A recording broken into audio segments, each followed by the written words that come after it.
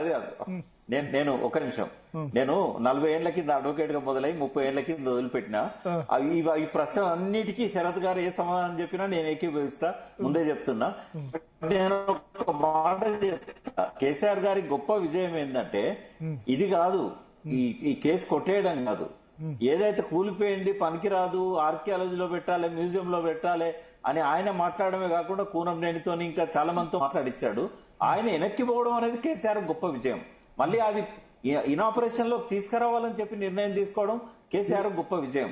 సరే, ఇవన్నీ చిన్న చిన్న ఈ కేసు కొట్టేయడము, రేపు సుప్రీంకోర్టు పైన గెలుస్తుందా లేదా, లేకుంటే సిబిఐ ఎంక్వైరీ నడుస్తుందా నడవదా, ఇవన్నీ ఇమ్మెటీరియల్. కేసీఆర్కి ఏంటంటే ప్రజల కోణంలో చూసినప్పుడు బిడ్డ దారికి వచ్చిండు కదరా అని ఒక మంచి ప్రజలు అనుకునే మాట ఇది. ఏంటంటే ఇన్ని పొంగనాలు కొట్టిండు, లాస్ట్ కు దారికి వచ్చిండు కదా, కాళేశ్వరమే లేకపోతే మనం బతకలేము, అది ఇవాళ రేవంత్ రెడ్డి గుర్తించిండు. కొంచెం వెనక ముందైనా కూడా మళ్ళీ దాన్ని రిపేర్ చేయిస్తున్నాడు అనేది ఇవాళ ఇంపార్టెంట్ పాయింట్. అది కేసీఆర్ కొండంత బలం.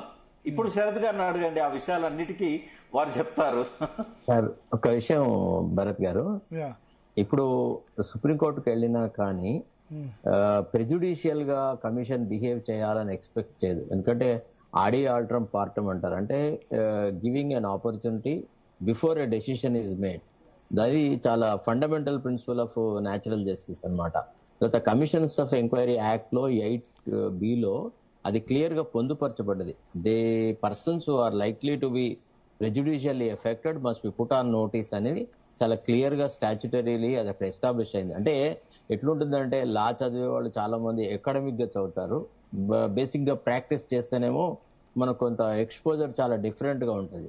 ఎందుకంటే నేను యాజ్ ఎ జర్నలిస్ట్ గా I covered various commissions, Gangadharrao commission, Sriramulu commission, వీడు ఏవో వచ్చాడని కవర్ చేసినానికి. అక్కడ ఒక ఆస్థాన విద్వాంసుడే ఉండేవాడు, జస్టిస్ గంగాధర్రావు అని. ఎన్టీ రామారావుకి దేని మీద కోపం వచ్చినా గంగాధర్రావుకు పోస్ట్ ఇచ్చేవాడు, ఒక కమిషన్ అని పెట్టేవాడు. తర్వాత ఐ పాండురంగారావు అని ఒక ఆయన ఉండేవాడు. అంటే వీళ్ళందరినీ చూసిన తర్వాత, అంటే వాళ్ళ వ్యవహారాలు తర్వాత ట్రయల్ కోర్టులో ప్రాక్టీస్ చేసిన వ్యక్తి హైకోర్టు జడ్జి అయితే ఒక తీరుగా ఉంటది.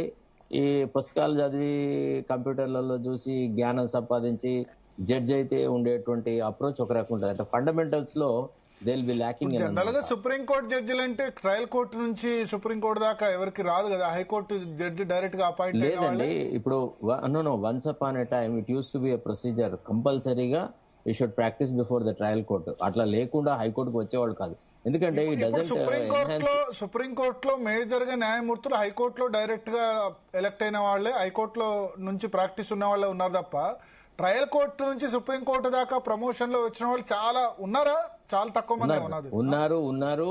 తర్వాత ఇంతకుముందు జస్టిస్ అహ్మదీ అనే అతను డైరెక్ట్ డిస్ట్రిక్ట్ కోర్టు నుంచి చీఫ్ జస్టిస్ ఆఫ్ ఇండియా కూడా అయినారు. అంటే చాలా మంది జడ్జిలు ఉంటారు, అట్లా ఉండరని ఏం లేదు. కాకపోతే మనము అంటే దానికి కూడా సరే అదంతా ఒక పెద్ద జ్యుడిషియల్ పాలిటిక్స్ అనుకోండి. ఎవడెక్కడికి రావాలన్నది ముందే డిసైడ్ చేసుకొని ఎవరు చీఫ్ జస్టిస్ కావాలన్నది ఆలోచించి ఆ ప్రకారంగా ముందే ఎలివేషన్లు ఇచ్చి అవంతా జరుగుతుంది. For example justice NV Ramana and justice DY Chandrachud more or less same టైంలోనే వచ్చినారు. కానీ చంద్రచూడ్ ను తర్వాత ప్రమోట్ చేసి ఎన్వి రమణకు ముందు అవకాశం ఇచ్చినారు, ఆయన చీఫ్ జస్టిస్ అని, ఆ తర్వాత ఈయన అయినాడు.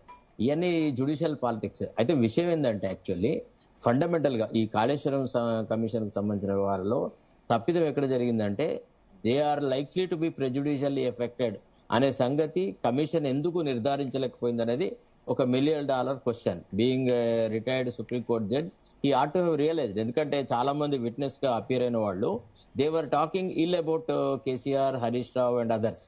అప్పుడు వాళ్ళకి సంబంధించిన విషయాల్లో వాళ్ళకి నోటీసులు ఇచ్చి I'm in the process of examination of so and so persons and some of them have already confessed against you in that scenario. I wish to give you an opportunity to cross examine them అని ఆయన ఇయ్యాలా. ఇది trial కోర్టులో practice చేసిన advocate కి అయితే ఈ విషయాలు తెలుస్తాయి. క్రాస్ ఎగ్జామినేషన్ అనేది ఎంత టెక్నికల్ గా సాంకేతిక కారణమా సరే ఎట్లయినా కానీ there is a death of the Kaleshwaram issue.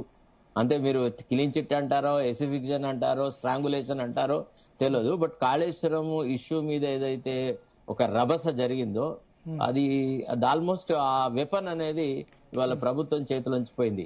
సరే, ఉత్తమ్ కుమార్ రెడ్డి మాట్లాడినట్టుగా మీరు చెప్పిన విషయాలు చూస్తే చిన్న పోరడు, చాలా అమాయకుడు, అజ్ఞాని మాట్లాడిన మాటలే తప్ప ఇతరత్రం కావు. మీరు ఇంత జైగాంటిక్ ఎక్సర్సైజ్ చేసి ఇంత పెద్ద బహుళ ప్రచారం కలిగించి అయిపోయింది కేసీఆర్ రేపే జైలుకు పోతున్నాడు, ఎల్లుండే ఊచలు లెక్క పెడతాడు, బొచ్చలలో తింటాడని ప్రచారాలు చేసి లాస్ట్ కు మీరు మొదట్లోనే ఇళ్లలోనే ఫెయిల్ అయినారు అని అంటే is it not a sad commentary on the performance of the government?